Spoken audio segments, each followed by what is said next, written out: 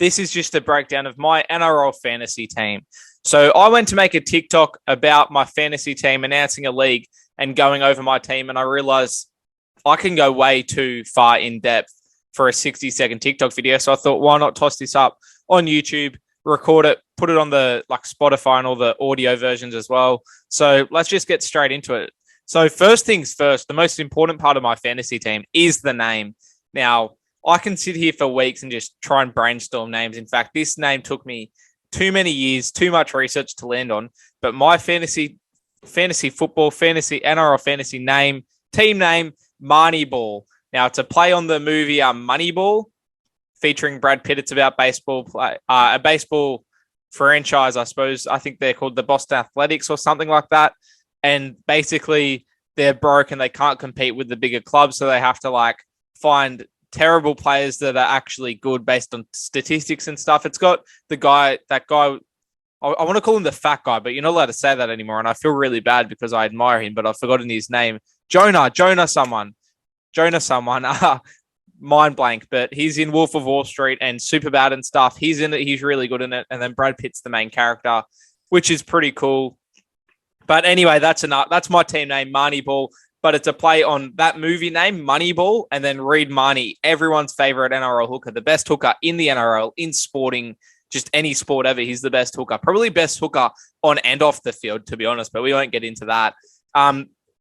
You don't really need a team photo, but the photo, the little picture that goes with my team is just of Reed Marnie in Doggy's kit. So let's get into it. I'm going to start just from the top and work my way down. So my hooker, unfortunately, it's not Reed Marnie, ironically. My hooker is Brandon Smith. Now, I've gone with Brandon Smith at hooker.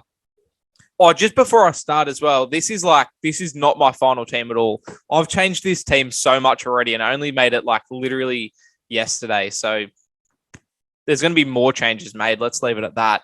And I only put Brandon Smith in at hooker midnight last night. Every time I just go on the up, I just make changes. It's a bit of a toxic trait. But Brandon Smith is my hooker. This is because I've realized he's probably going to get a lot more minutes at the Roosters than he was at the Storm. And he's also in hooker now. So I believe that his price, which is $585, would be a reflection of his time at the Storm playing. He played hooker, but lock as well. And so I've got a feeling that his points average, which he averaged 37.2 last year, is going to jump because now he's at hooker at the Roosters. So that's who I've got at hooker for now. A little bit of a worry is that there's so many big players at the Roosters like Manu, Suwali, Tedesco, Kiri, Walker. So I don't know if Cheese will be able to be have a lot of his own freedom at hooker. He might just have to be just feeding bloke. So we'll see what happens there. But if he's a running hooker, I think that's a good buy. Now in the middle, I've gone Payne Haas, and he is my vice captain. Originally, yes, at midnight last night, I had Isaiah Yeo in this position. I switched him for Payne Haas because I realized with the buys, I think there's a lot more strategy in NRL fantasy this year. Because of the buys, it means that you're going to have at least one team with players out every week. And the trades, usually if a player gets injured or something, I just trade them out. But because it's going to be so frequent with players having buys, I don't want to be using up my trades on the people with the buys. So I thought I'm going to try and make sure I only have 2 or 3 maximum 2 or 3 players from each team.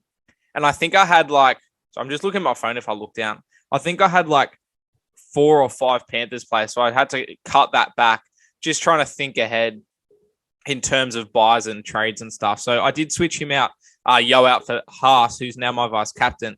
He's at 809. And average is 56. And if you played fantasy in years previous, Haas can do better than that anyway. So there is potential for him to make money. But with the off-field drama at the Broncos at the moment, there's probably also potential for him to drop down. In the middle, I've got Oregon Kaufusi at 420. Now, I don't really have an explanation for this one. He's sort of a bloke I just put in after putting in everyone else and just trying to use the money I had left to get the absolute best value. And he's just what I landed on. He averages 29. Hopefully, he has moved to the Sharks. So I was thinking maybe something might change, but I don't know. Royce Hunt is my other middle, another Sharks player. Once again, Nothing crazy there. He's worth 430, averaging 30s. He did really well last year, actually. Off the bench, though, he was getting limited minutes, but in his limited minutes, he was scoring heaps. So if he can get more minutes, like with Tolman retiring, Fafita retiring, hopefully he can score higher. Now, my second row is my edge players. I've got Nanai on one edge. I was surprised at how low his price was based on how good he did last year. He was one of the players last year. Obviously, he was a rookie, so he started at 230. He's now at 645 to start this season, which is a crazy jump. He made coaches a lot of money last year. And now this is the trick with fantasy. Now, I didn't say this at the start, but I should just let you all know I'm not good at fantasy at all. I've never come probably not even top 10,000. I'm just not that good. So what I'm saying, it could all be completely wrong. I'm just talking my way through. I'm just explaining what my choices were, and you can probably reflect on these in 6 months and pinpoint exactly what I got wrong and how dumb I was. But I've gone Nano. But the thing with Nano and other players like him is just because they were a cash cow last year, it means they're not going to be a cash cow this year. And just because of the money they made last year, they're literally not going to make you that much money again this year. But Nano's a gun, and I feel like he was at a good price, so I've decided to go with him. He averages 45, and based on other edges around that price, I thought Nanai is a good bloke to have in your team. The other seconder I've gone is Hopgood, who is now at the Eels, and he's a big chance. He's gone from Panthers to Eels, and he's a big chance of playing lock, I think, at the Eels, which could be huge. He's 450s, averaging 31s. So I think he's a big player. I think he's in for a big year. A lot of people like Rugby League Guru, they're tipping him to have a big year. So that's why I've sort of gone with Hopgood. Nathan Cleary is my halfback. That just goes without saying. He's my captain as well. If you need me to explain to you why I've gone Nathan Cleary, then you probably shouldn't be playing NRL fantasy, especially considering he probably should be the most expensive in my opinion. He's hit $1 million before, but he was actually second most expensive behind Nico Hines. So at 957, averaging 62s, and I think he can get up into the 70s. I'm really happy to have Nathan Cleary in my side, and so are a lot of other people. He's owned by 38% of coaches.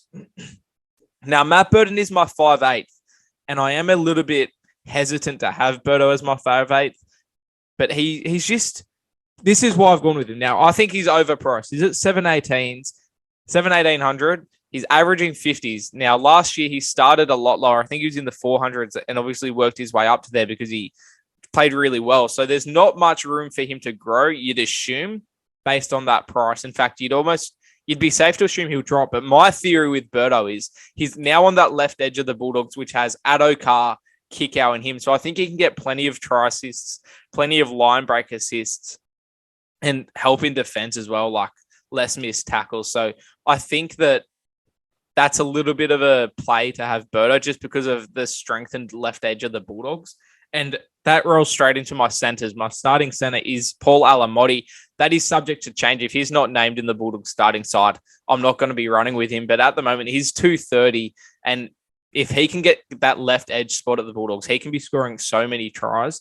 And for 230,000, he's like just absolute value. He's my number one cash cow heading into 2023, as long as he gets the starting spot. If he doesn't get the starting spot, I will be trading him out and I'll be picking someone else. Maybe Skelton if he can take the spot. Otherwise, just somebody from another club. But at 230, it's hard to ignore as long as he gets picked in the starting side. My other center is Val Holmes. Now, it was hard sort of to pick the other center. There was a lot to choose from. Actually, let's have a look. I want to just break down what my choice was. So I was tossing it between Crichton, Holmes, Cobbo, or Graham. And I just ended up going with Holmes purely because he's averaging the most points, or he was averaging the most points last year. But also I was thinking, is there a chance he's going to get switched into another position? And if Scotty Drinkwater goes down injured, now that the Hammers moved on, I think Holmes is potentially the backup fullback, which equals a lot more points if he's playing at fullback. So that's sort of why I've gone with Holmes there. And I feel like he's just consistent. You know what you're going to get week in, week out. Now, my winger fullbacks, I'm so happy with my fullback options, although one is subject to change. Let's start from right to left. I've got Tedesco. Once again, that just goes without saying, I feel like. I am hesitant, just like Brandon Smith. There are a lot of big name players at the Roosters that could take points off Tedesco. So I'm a little bit iffy about him, but you just know what you're going to get from him. He's just going to give you points week in, week out. He can also be a safe captain or vice captain option, say if Cleary or Haas isn't playing. So I just like having Teddy. And then I've got Ponga. I think Ponga's a big, not necessarily a cash cow, but I think he can produce a lot of value for what he's worth at the moment. I've got him for 530s. And I think especially if he moves into 5'8", he's going to have a lot more involvement. And as long as he can stay injury-free, I think he's definitely a good buy. If he gets injured, then I've done myself in, because that's not a good buy at all. But hopefully he stays healthy, and I'll be having him to start the season. Hayes Perham is the other winger fullback I've gone with. Now, news is broken during the week that he's probably going to get the starting fullback spot at the Bulldogs. And if that's the case, you can't ignore him at $300,000. If he's starting fullback, there's definitely value to be had there. So I'm happy to run with him to start with. And then if he busts, I'll just switch to another rookie. But as it stands, if he's starting fullback, you can't not have him in your team for under $300,000, because that's just absolute value for a starting fullback. You can even farm him, so you can bring him in for $300,000, keep him in your team for the first month, and then trade him out and bring in someone once he gets an extra $100K, $200K value. Sorry for all the coughing. Mitch Kenny is the start of my bench. Now, I was sleeping on Mitch Kenny. I kind of forgot he existed, but he's at 420, and he's probably going to be the starting Panthers hooker. Now, if he is the starting Panthers hooker, I'll be keeping him. If he's not, I'll be swapping him out for whoever is. It could be Sonny Luke. But as it stands, if Mitch Kenny is the starting Panthers hooker with Api Coruscant leaving, I just don't see a world in which he doesn't bump up in value. Once again, I could just farm him, get him extra value, and then trade someone else in, or I could stick with him if he scores well enough. So I'm pretty happy to get him in my team. The second bench option is the Hammer. Obviously, he was only averaging 20 points per game last year because he was coming off the bench most of the time, and his price reflects that at $370,000. So with him going to the Dolphins and being their fullback, it's like Hayes Perham, man. It's just absolute value for a starting fullback, $370. He's probably the best player in the back line as well. So you'd assume a lot of attack runs through him. I think he could be anything in fantasy. I think that's a good buy in my opinion. As I said earlier, I'm saying this is all good stuff, and I feel like I'm explaining my decisions well, but I'm not good at fantasy, so probably just do the opposite to what I do.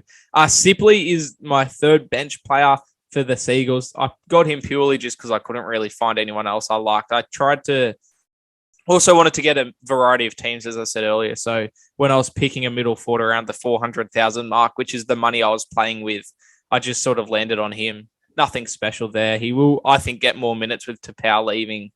And I did run my eye over their forward pack, and I felt, minutes are on offer there for Sipley, so he could be a little cheeky value buy. And then Luke Metcalf is my fourth and final bench option. Now, you might not have even heard of Luke Metcalf. I don't remember. I think he's from the Sharks. The Warriors signed him from the Sharks, and Fox League are predicting he'll start at 5'8" for the Warriors. If he starts at 5'8", the fullback for the Warriors, I'll keep him and I'll run him. If he doesn't, I'll be cutting him and bringing in someone else. But he's at 320. And as I've said for Hammer, I've said it for Hayes Perham, if you're low price and you're starting in one of those key positions like fullback or 5'8", you're going to be in my team, because I can bring you in, I can farm you, and then if I like what I see, I'll keep it, or I'll just trade you out and bring in someone else in a month. So I think he's a good little value buy. And then the four emergency players, they're all very cheap, and I just hoping to these guys jump up in value. Blake Mozer is the first one. I don't see him getting any games unless somebody gets injured to start with, or the Broncos start the season badly. But he's a young gun with lots of potential. There's a lot of people talking about him at the Broncos, so if he can get a run, he'll definitely be scoring points and bumping up his value. Bailey Hodgson is my second emergency play. He's tipped. If the Knights don't sign Lockie Miller from the Sharks, Bailey Hodgson will be starting fullback, they think. So as I've said multiple times, if you're starting in a key spot and you're that cheap, you're in my team. It's simple as that. Cody Nikorima, I'm not set on him in my team. He's at the Dolphins. I feel like he could nab a starting spot at the Fish.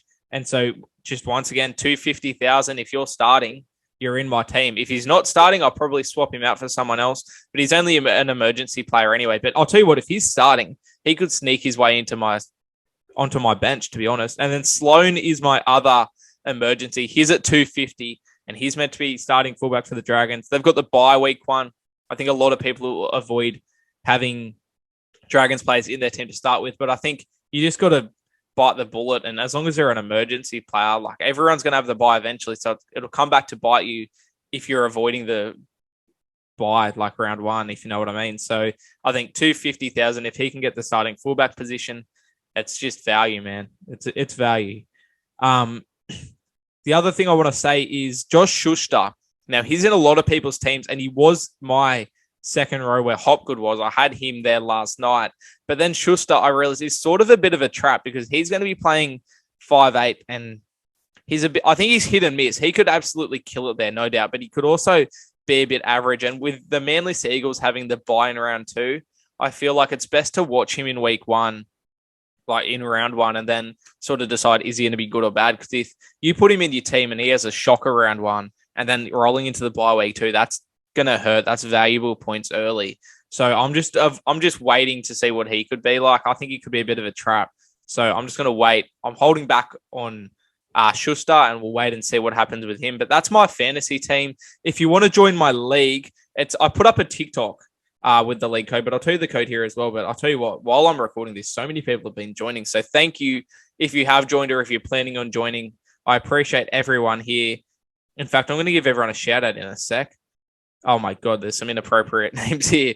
So the league code is HUH32W9M. That's HUH32W9M. If you put that code in, you can join the Hot Dog Championship. I'll be giving the winner of my league a golden hot dog at the end of the year. So if you want to win a golden hot dog, get in the league. It is private, so you will need the code. And it's an open league, so it's not head-to-head. It's just highest score at the end of the year wins the golden hot dog. It starts round 1, so make sure you get in that. Rewind the podcast or the video if you want the code, or go to my TikTok. It's on there as well.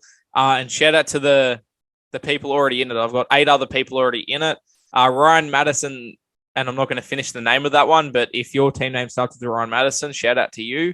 Bit inappropriate though, buddy. Large Zinger Box, Jesse Hudson, Curran Season, Dill Dogs, Western Side, W Lozers, and Natasha Maria. Shout out to all you guys for jumping in the league so quickly, and shout out to everyone else that's going to be joining the league. It should be plenty of fun. Thanks for listening. I'm Winston Neville signing off. Let's trot, baby!